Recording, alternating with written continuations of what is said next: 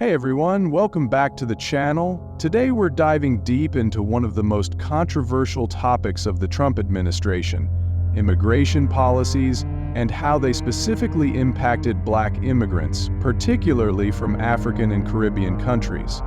From travel bans to controversial statements, Trump's presidency didn't leave anyone indifferent when it came to immigration. But how did these policies affect Black people trying to build a new life in the USA? Were they based on security concerns? Or was there a deeper racial undertone? Stick around as we break it all down, because you won't want to miss this. In 2017, just days after taking office, President Trump signed an executive order restricting immigration from certain countries deemed a national security threat. This was the infamous travel ban, also known as the Muslim ban. The initial ban targeted 7 countries: Somalia, Sudan, Libya, Syria, Iran, Yemen, and Iraq, most of which were African and Muslim-majority nations. Later, Chad and Nigeria, the most populous country in Africa, were also included. Critics argued that the policy disproportionately affected African countries, reinforcing a racial bias. Many of whom were Black were either barred from entering the U.S. or faced lengthy delays in visa processing. In fact, the U.S. Embassy in Lagos, Nigeria, saw a sharp decline in visa approvals for Nigerians hoping to immigrate for work, study, or family reunification. Thousands of students and professionals were denied opportunities, including highly skilled workers in tech, healthcare, and education. A Nigerian software engineer with a job offer from a major U.S. tech company found his visa blocked due to the travel ban.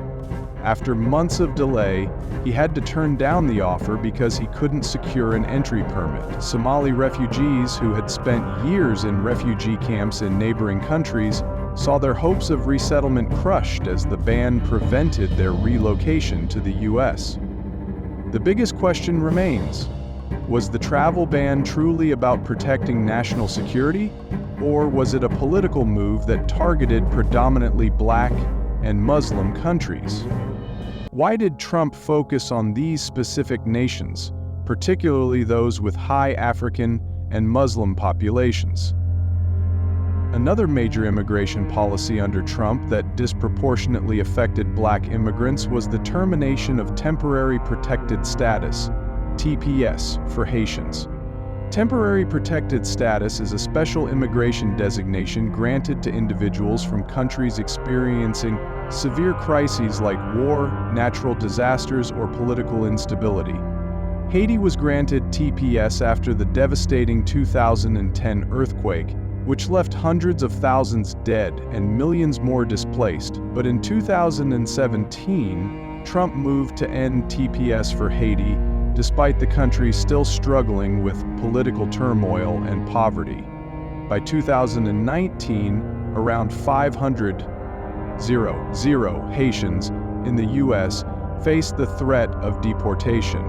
Many had lived in the U.S. for decades, working, paying taxes, and raising families.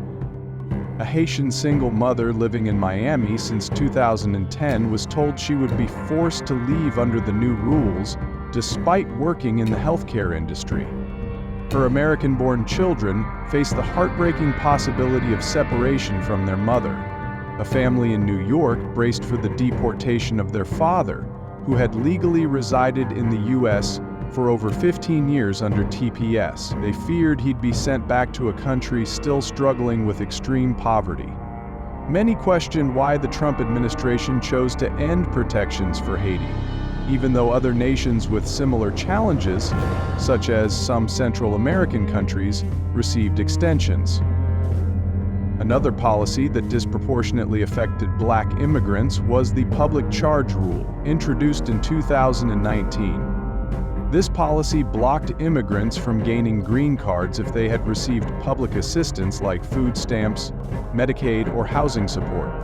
The Trump administration framed the rule as a way to ensure immigrants wouldn't become dependent on U.S. taxpayers. However, critics argued that it unfairly targeted Black and Latino communities, especially those from lower-income nations, who might rely on public assistance while establishing their new lives in the U.S. Immigrants from Nigeria, Haiti, and Jamaica, who often arrived with fewer resources, were particularly impacted. A Jamaican immigrant who worked 2 jobs to support his family but relied on food stamps and Medicaid while getting settled, feared that this policy would disqualify him from securing permanent residency, despite his long-term contributions to the U.S. economy. The rule forced many to choose between feeding their families and securing legal status, disproportionately affecting Black immigrants. Did this policy intentionally target people of color, or was it a broader push to reduce immigration from lower-income nations? Another significant issue under the Trump administration was the sharp increase in deportations, particularly of African immigrants. Many, especially those who had committed minor offenses or overstayed their visas, found themselves at risk of deportation. Trump's policies led to increased removal of immigrants from Somalia, Nigeria, and Sudan, often with little regard for how long they had lived in the U.S. or their contributions to American society. A Somali father, who had been in the U.S. for over a decade, was suddenly deported, leaving his American-born children behind. These deportations separated families and sent people back to nations suffering from conflict and economic distress. Many asked, were these deportations truly about upholding the law, or was there a deeper agenda to remove Black immigrants? Beyond policies, Trump's rhetoric about African and Caribbean nations also fueled controversy. One of the most infamous moments of his presidency was when he allegedly referred to African nations as shithole countries during a closed-door immigration policy meeting. The comment was widely condemned as racist and offensive, sparking outrage among African immigrants and leaders alike. It wasn't just a diplomatic blunder. Many Black immigrants felt personally attacked, as if their countries, cultures, and identities were being devalued. This remark stood in stark contrast to Trump's praise for immigrants from predominantly white nations like Norway, further reinforcing accusations of racial bias in his immigration policies. While words alone might not dictate policy, many believed Trump's rhetoric reflected his administration's broader approach to limiting immigration from non-white countries. To summarize, Donald Trump's immigration policies and rhetoric disproportionately affected Black immigrants from Africa and the Caribbean, from the travel ban to the termination of TPS, to the public charge rule and increased deportations. These policies not only restricted opportunities, but also reinforced harmful stereotypes about Black immigrants. While some argued that these policies were meant to protect American interests, others saw them as part of a broader racial agenda. What do you think? Do these policies and statements show that Trump's administration was targeting Black immigrants?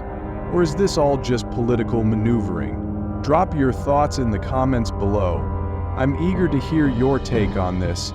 And don't forget to like, share, and subscribe for more content like this.